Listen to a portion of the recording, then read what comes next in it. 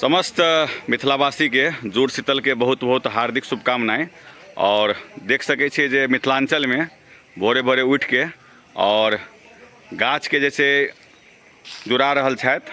और ई परंपरा जैसे अहाँ के मिथिलांचल में काफ़ी प्रसिद्ध है। और चैती में जैसे जाड़ से हो जैसे लागे छे और जैसे चैती में जते भी अहाँ के से लऽ कऽ सियान तक के जैसे पानि के साथ जैसे माथा पर पानि दऽ कऽ जुड़ावे छे।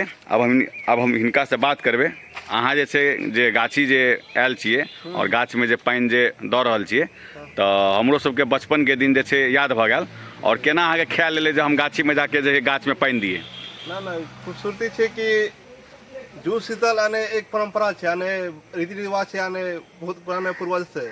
जी जी। तो ये कभी गाछी आने, लेकिन जुड़ शीतल में एक परंपरा के आना जरूरी है। हम बच्चे से बड़ा से, बच्चा से बड़ा भी हो गए, लेकिन हर साल में एक बार जरूर आने गाछी अभी के हर गाछी में आबि के अपन गाछी के जैसे पानि दऽ के जैसे जुड़ावे के परंपरा जैसे बहुत पहले से छे आ जकरा अपना सब जैसे निभा रहल छिए। और सदी से जब तक रहबे जब तक।